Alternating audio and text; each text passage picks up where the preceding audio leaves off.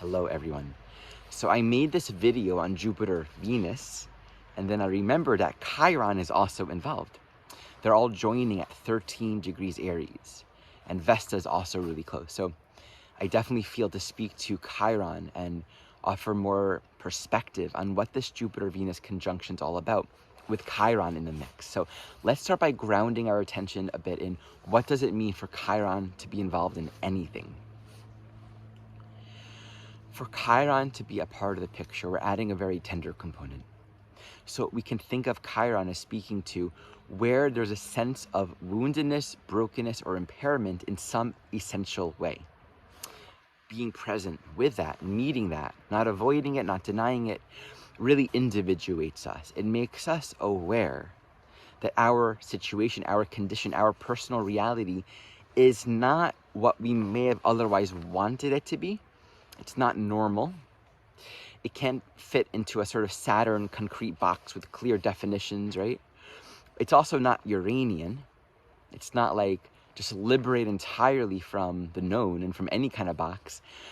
It's a very unique condition that actually calls our compassionate awareness to open up and yield ourselves to our situation, to get to know it from within.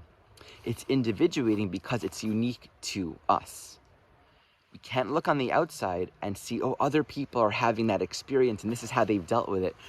It's very much our personal experience. And I'll share an example of this. Today, as I'm walking through the woods, I once again found a trail that I've never noticed before that leads to the water. I've been to the water many times, but I've never seen this trail. And the earth is very muddy. And it's a very steep trail. So as I'm walking down the trail, so new trail, right? Very Aries, actually. In fact, very Jupiter in Aries. New adventure, new experience. I've never been here before. Out in nature, having a new experience in a new place. I'm beginning to slip. And I realize I don't have a good foothold. My shoes have zero traction at this point. And yeah, there's nothing to hold on to. So it actually becomes a scary experience. There are a couple times that I actually felt that I might fall into the water. So now I'm in this experience where I've made a choice. I've gotten myself into something, and then I realize I'm not as equipped as I thought I was. Okay?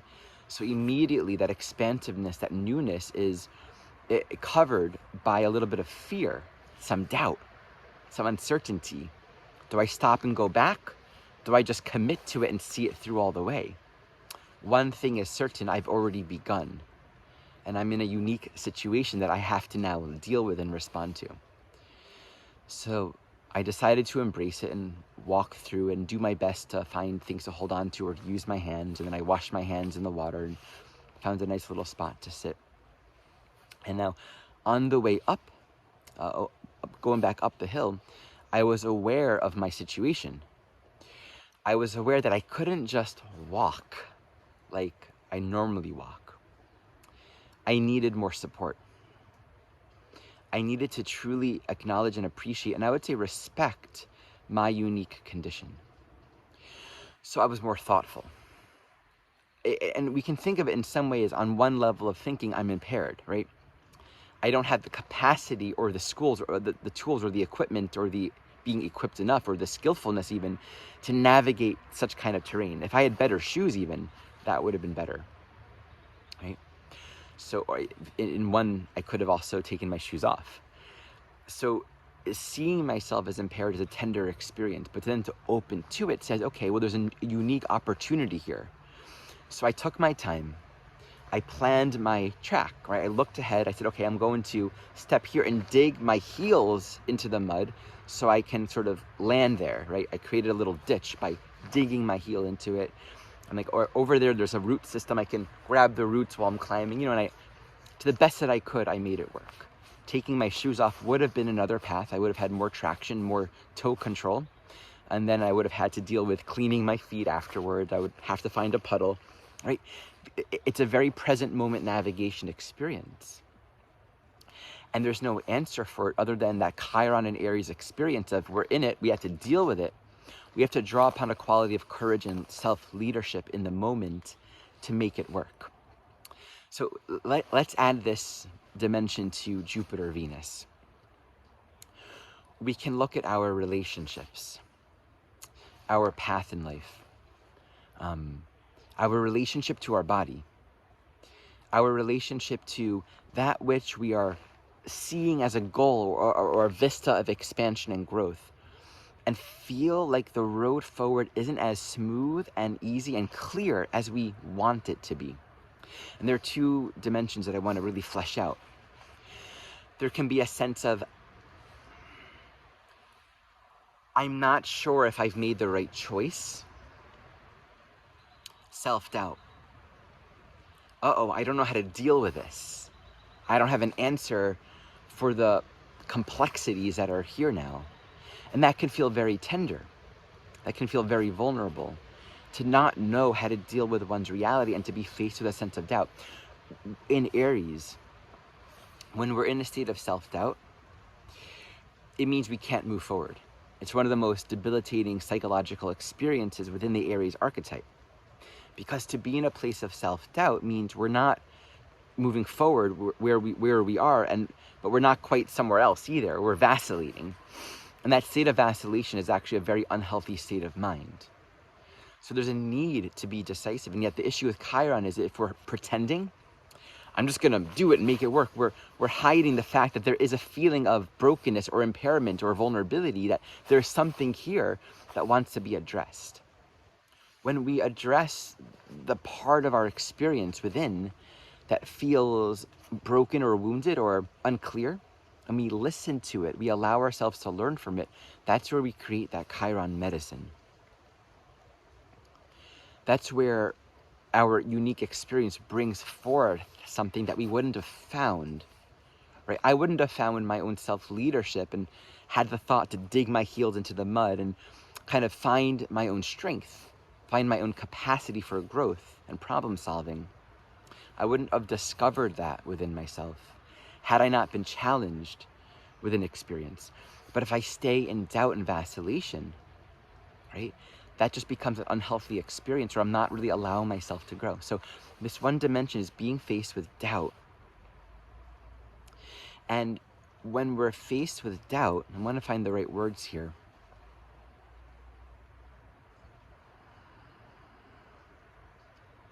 There can be this feeling of, should I be making a different choice? Should I have made a different choice? Is there another choice I could be making? We can't know sometimes. And I think this is the real tenderness of Jupiter, when we bring Jupiter together with Chiron and Aries in particular. We can't know. We can't grab the certainty. All we can do is be authentic and say, there's a lot more to learn here. There's a lot more to see here. But here I am now, and what choice am I going to make? And how am I going to deal with the consequences of it? How am I going to make this work? As opposed to trying to know it all ahead of time to make it all smooth sailing. Anything we choose, be it a relationship path, a dietary practice, going for a new job experience or a new project, it's going to require our full presence, and we're going to be faced with challenges and experiences that are unique to that experience and that condition. Okay, so self-doubt is one part of this.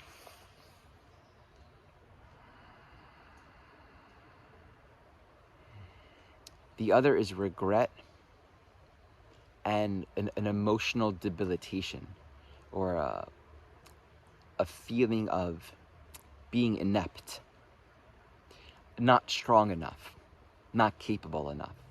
So you've set foot on the journey and you realize, I don't know where I'm going. I've made this choice and I don't even know what I'm doing anymore. I should just turn back and go home. But the challenge here is there's no home because you've burnt it. With this signature, you're where you are at. And there's no safety net to hold on to. All we can rely upon is our authentic present moment experience. So we've set forth, right? We've gone far. Maybe there's a home, but there's no vehicle to get there. It's like there's nothing that you can do to normalize your experience and create some kind of stable security and certainty that says, okay, here's the plan, here's the map, this is where the journey's going, this is how I can predict it, this is everything. Any experience that we're in is going to bring us to a whole lot of unknowns. And so feeling incapable, feeling so broken, so wounded, so inept, so unable to meet the conditions of our life, this itself becomes another entry point into the medicine making. And again, with Jupiter Venus, there is a deep calling for self-love, greater self-love, greater openness, greater compassion, greater connection to our heart, to our own value, to the meaning and to the beauty and to a greater potential in our own life experience. But here it's happening through the broken, open heart. And I think sometimes life experience will push us and stress us in ways where we really don't have an answer. We really don't understand the whole picture. We really don't see it all, but we're just here. We're just having the experience that we're having, and we need to make choices. And so to draw upon our authenticity, like I was saying in the last video, what do we know? What is clear to us? Not trying to contrive an experience that we don't have, right? The other temptation with this Chiron dynamic, right? We can feel so wounded, we can feel so hurt. Someone posted, Dorotha Bird, a fellow EA student and a Course in Miracles student, posted a beautiful quote from A Course in Miracles, which is, beware of the temptation to perceive yourself as treated poorly. I love that. I just absolutely love that quote. I never even heard it before. We can perceive ourselves as wounded and broken and actually feel like something's happened to us, and it's not like, it's like outside of us. It's extrinsic to our own inner being. It's not, has nothing to do with our soul. There's no healing, there's no medicine here. And so then within the Aries archetype, we don't have the ability to do anything. We have no capacity to make changes because something outside of us is controlling and determining our circumstances. And that, again, it can be a deeply devastating kind of state of mind to be in. The medicine here is in choice making, but it's not in absolute certainty and total awareness of where everything is going. It's to move forward and to allow a new path to open up. We have to allow it to work on our hearts. We have to allow it to just work on us, open up our vulnerability. Otherwise, we'll try to normalize our experience. And I can't stress enough how individuating Chiron is. There's pain, there's tenderness. So hopefully having a sort of understanding of Chiron being involved can in a way support us to objectify however this is unfolding in our own life. And recognize, okay, where it's uncomfortable, where I don't know how to deal or respond to things or what choices to make, or where it feels like I don't know if this is the right choice, or I wish I was somewhere else. All these kind of mental tricks that keeps us from the truth of the journey, which is always, always, always present moment. The other dimension here is regret. I wish I made a different choice. I wish I could have thought differently or taken a different road. Earlier, I wish I made a right turn instead of a left turn. Now I'm here. That's a temptation, right? To perceive our path in some way where we're then regretting where we are and hoping it was something else. Again, it keeps us from that. I often give this analogy. It's a very Jupiter kind of analogy. And just bring in Chiron to this. You're driving down the road and you realize you've been going 4 hours in the wrong direction. What's the wrong direction? Well, wrong here means you're trying to get from point A to point B, and you've accidentally been driving to point C. The moment of realizing that can be devastating, can be difficult, can be emotional, you feel like you've wasted all of this time, right?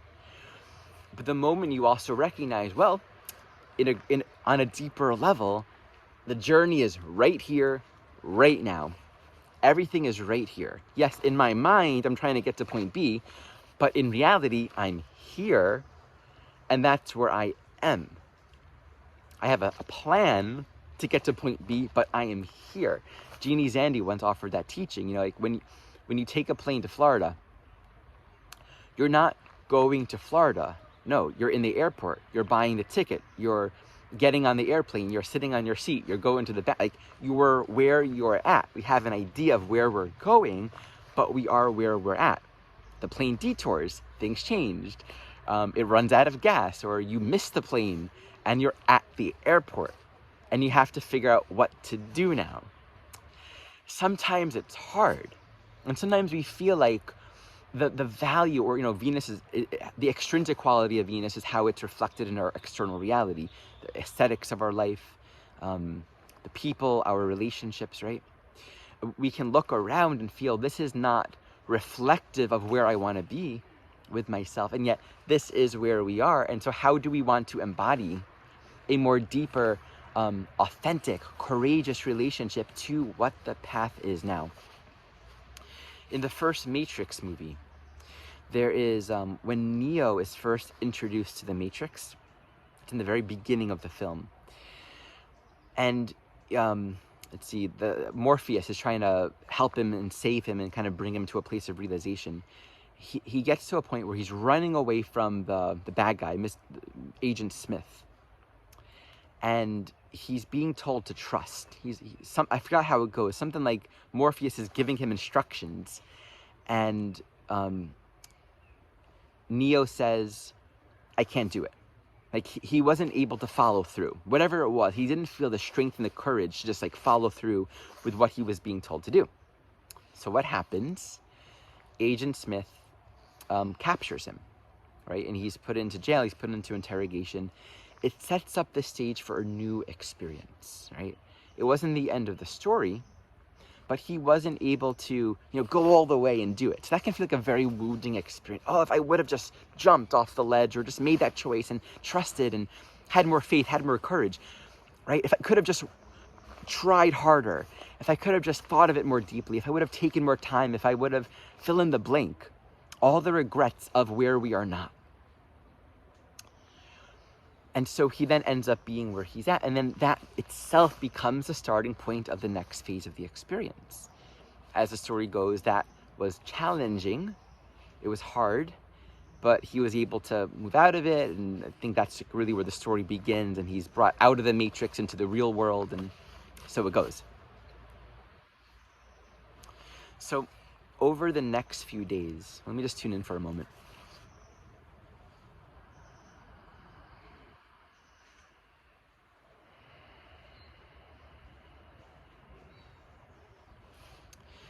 Over the next few days, I think there's an immense healing opportunity for all of us in recognizing if we stay undefended.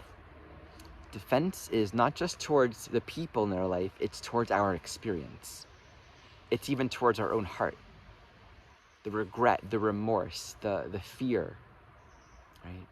If we remain undefended and open to the conditions of our life, meet the doubt, meet the regret, meet the fear, meet all the tenderness of this Chiron in Aries. By the way, if you really want to just delve more deeply, there is on YouTube a Chiron series with Kristen Fontana and I. So Chiron in Aries in the first house. You could even look at Chiron in the ninth house to really get the Jupiter quality, or even Chiron in Taurus. Just check out the Chiron series and you can really just immerse yourself a little bit more in the Chiron wisdom. To remain undefended and really open to the tenderness and the no answeredness to our experience, and realize we are here to find our own medicine.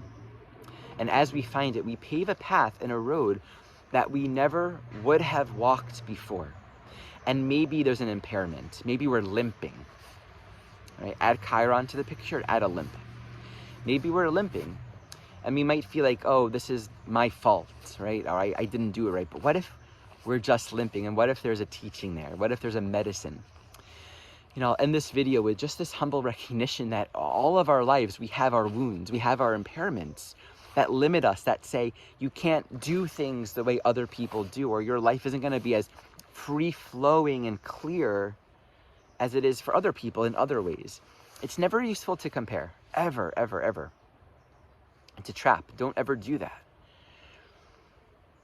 If we really look at it with our heart, these impairments, these conditions that just are hard, they're gifts. And we don't always understand the gifts, but they bring forth something deeper inside of us. And you know, the medicine, the teachings, the humility, the compassion that's brought forward, we remember this life isn't about some kind of perfection in form. It's about the sweetness and the healing and the beauty that's sort of squeezed out of us sometimes. Often when the form isn't working as well, when things are a little bit more challenging. So thank you for watching, and just many blessings and deep care and love to all of us.